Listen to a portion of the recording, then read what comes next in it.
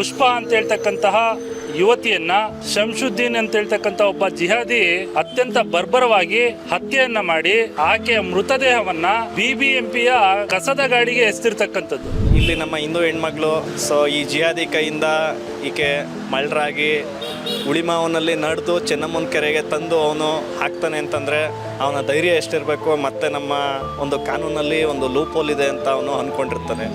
Almost ಇದೆಲ್ಲನೂ ಈ ಬಾಂಗ್ಲಾದೇಶಿಗಳ ಇಲ್ಲಿಗೆ ಬರ್ತಾ ಇರೋದು ಇದ್ರ ಮೇಲೇ ಇದು ಒಂದು ಕಾರಣ ಆಗ್ತಾ ಇದೆ. ಪ್ರತಿದಿನ ಹಿಂದೂ ಸಂಘಟನೆ ಕಾರ್ಯಕರ್ತರು ಯಾವುದೇ ಕಾರಣಕ್ಕೂ ಜಿಹಾದಿಗಳ ಗೆಳೆತನ ಮಾಡಬೇಡಿ ಅಂತ ನಾವು ಒತ್ತಿ ಹೇಳ್ತಾ ಇರ್ತೀವಿ. ಹಿಂದೂ ಹೆಣ್ಮಕ್ಳು ಸೇಫ್ ಆಗಿರಲಿ ಅಂತ. ಇಲ್ಲ ಫ್ರಿಡ್ಜಲ್ಲೋ ಅಥವಾ ಮೂಟೆ ಕಟ್ಟಿ ನಾಯಿಗಳಿಗೆ ತಿನ್ನಿಸ್ತಾರೆ, ಇಲ್ಲ ಅಂತಂದರೆ ಅದನ್ನು ಕಸದ ಬುಟ್ಟಿಲಿ ನಿಮ್ಮನ್ನು ಕಳಿಸ್ತಾರೆ.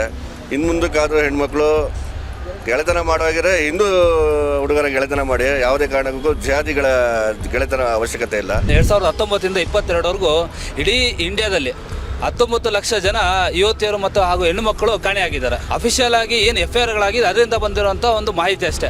ಆದರೆ ಎಲ್ಲ ಹೆಣ್ಮಕ್ಳು ಕಾಣೆ ಆಗಿದ್ದಾಗ ಅವ್ರಿಗೆಲ್ಲ FIR ಆಗಿದೆಯಾ? ಇಲ್ಲ. ನಾವು ಇಡೀ ಎಲ್ಲ ಸಂಘಟನೆಗಳು ಎಲ್ಲ ಯುವತಿಯರಿಗೆ ಹೇಳ್ತಾ ಇರ್ತೀವಿ, ನಿಮ್ಗೆ ಯಾರಾದರೂ ಜಿಹಾದಿಗಳು ಬಂದು ನಿಮ್ಗೆ ಏನಾದರೂ ಟಾರ್ಚರ್ ಕೊಟ್ಟರೆ ನಮ್ಮ ಕಾರ್ಯಕರ್ತರು ಇದ್ದಾರೆ, ಸಂಘಟನೆಗಳಿದೆ, ಕಾರ್ಯಾಲಯಗಳು ಬಾಗಿಲು ತೆಗೆದಿರುತ್ತೆ, ಬಂದು ಕಾಲ್ ಮಾಡಿ, ನಾವು ನಿಮ್ಗೆ ಸಹಾಯ ಮಾಡ್ತೀವಿ ಅಂತ. ಆದರೆ ಯಾರು ಕೂಡ ಇವತ್ತವರೆಗೂ ಹೆಣ್ಮಕ್ಳು ನಮಗೆ ಫೋನ್ ಮಾಡಲ್ಲ. ಯಾವಾಗ ಫೋನ್ ಮಾಡ್ತಾರೆ ಅಂದರೆ ಎಲ್ಲ ಆಗೋಗಿ ಕಿಡ್ನ್ಯಾಪ್ ಆದಾಗ, ಇಲ್ಲಾಂದರೆ ಅವ್ರನ್ನ ಮದುವೆ ಆಗಿ ಈ ರೀತಿ ಹೊಡೆದು ಬಡ್ದು, ಇಲ್ಲಾಂದರೆ ಈ ರೀತಿ ಏನಾದರೂ ಸಾಯಿಸಿದಾಗ ಆಚೆ ಬರುತ್ತೆ. ಇವತ್ತು ಏನು ನಾವು ಕೇರಳದಲ್ಲಿ ನೋಡಿದ್ದೀವಿ, ಸುಮಾರು 43,000 ಹಿಂದೂ ಯುವತಿಯರು ಲವ್ ಜಿಹಾದ್ಗೆ ಬಲಿಯಾಗಿ ಕಾಣೆಯಾಗಿರ್ತಕ್ಕಂಥ ಪ್ರಕರಣಗಳನ್ನು ನೋಡಿದ್ದೀವಿ.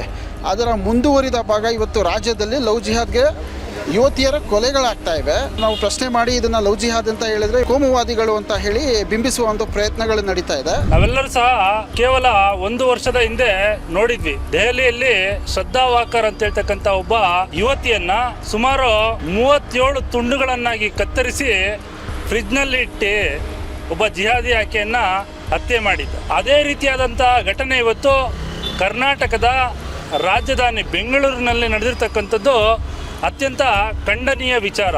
ಎಷ್ಟೊಂದು ಜನ ಹೆಣ್ಮಕ್ಳು ಹೋಗಿ ಅವ್ರಿಗೆ ಯಾವುದೋ ಕಾರಣಗಳಿಗೆ ಹೋಗಿರ್ತಾರೆ, ಯಾವುದೋ ಒಂದು ಡ್ರಗ್ಸ್ ಅಡಿಕ್ಟ್ ಆಗಿರ್ತಾರೆ, ಇಲ್ಲ ಯಾವುದೋ ಒಂದು ಫೋಟೋ ಇಟ್ಕೊಂಡು, ಇಲ್ಲ ಯಾವುದೋ ಮೆಸೇಜ್ ಇಟ್ಕೊಂಡು ಬ್ಲಾಕ್ ಮೇಲ್ ಮಾಡಿ ಅವ್ರು ನೀವು ನಮ್ಮ ಜೊತೆ ಬರಲೇಬೇಕು, ಬಂದಿಲ್ಲ ಅಂದರೆ ನಿಮ್ಮ ಏನು ನೀವು ಇದು ಮಾಡಿದ್ದೀರಾ ಅದನ್ನೆಲ್ಲ ನಾವು ಇನ್ಸ್ಟಾಗ್ರಾಮು ಇಲ್ಲ ಫೇಸ್ಬುಕ್ಕಲ್ಲಿ ವೈರಲ್ ಮಾಡ್ತೀವಿ, ಇಲ್ಲ ಬೇರೆ ಯಾವುದೋ ಮೀಡಿಯಾಗಳು ಕೊಡ್ತೀವಿ ಅಂತೇಳಿ ಒಂದಷ್ಟು ಭಯ ಬೀಳಿಸೋ ಕಾರಣಗಳಿಗೆ ಅವರೊಂದಷ್ಟು ಹೋಗಿರ್ತಾರೆ. ನಮ್ಮ ಹತ್ರ ಅವ್ರು ಓಪನ್ ಆಗಿ ಮಾತಾಡಿರೋ ಕಾರಣಗಳಿಗೆ ಅವರೆಲ್ಲ ನಾವು ಅವ್ರನ್ನ ಬಿಡಿಸ್ಕೊಂಡ್ಬಂದು ಅವ್ರನ್ನ ಆರಾಮಾಗಿ ಇವಾಗ ಜೀವನ ಮಾಡ್ತಾಯಿದ್ದಾರೆ. ಎಷ್ಟೊಂದು ಜನ ಬೇರೆ ಮದುವೆಗಳಾಗಿ ಬೇರೆಯವ್ರ ಜೊತೆ ಆರಾಮಾಗಿ ಸಂಸಾರ ಮಾಡ್ತಾಯಿದ್ದಾರೆ. ಆದರೆ ಅದನ್ನು ಎಷ್ಟೊಂದು ಜನ ಹೆಣ್ಮಕ್ಳು ಅದು ಅರ್ಥ ಮಾಡ್ಕೊತಾ ಇಲ್ಲ.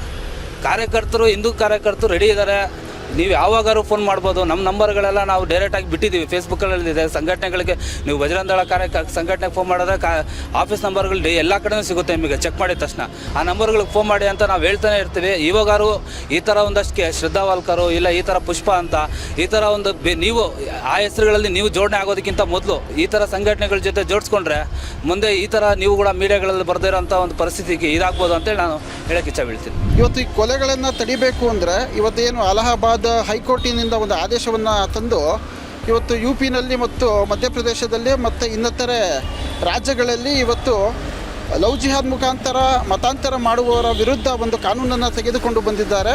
ಮತಾಂತರವನ್ನು ಮಾಡುವವರಿಗೆ 5 ವರ್ಷ ಜೈಲು ಶಿಕ್ಷೆ ಆಗಬೇಕು ಅನ್ನುವ ನಿಟ್ಟಿನಲ್ಲಿ ಇವತ್ತೇನು ಕ್ರಮವನ್ನು ತೆಗೆದುಕೊಂಡು ಬಂದಿದ್ದಾರೆ. ಆ ನಿಟ್ಟಿನಲ್ಲಿ ಇವತ್ತು ರಾಜ್ಯದಲ್ಲಿ ಅದೇ ಕಾನೂನನ್ನು ಮಾಡುವಂಥ ವ್ಯವಸ್ಥೆ ಆಗಬೇಕು. ಹಾಗೆ ಹಿಂದೂ ಯುವತಿಯರಿಗೆ ರಕ್ಷಣೆ ಕೊಡುವಂಥ ಕೆಲಸ ಆಗಬೇಕಾಗಿದೆ.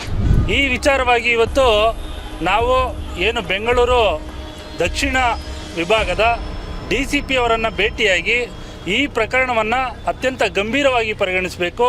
ಹಿಂದೂ ಯುವತಿಯರೊಂದಿಗೆ ಈ ರೀತಿಯ ಘಟನೆಗಳು ಶೀಘ್ರವಾಗಿ ನಿಲ್ಲಬೇಕು.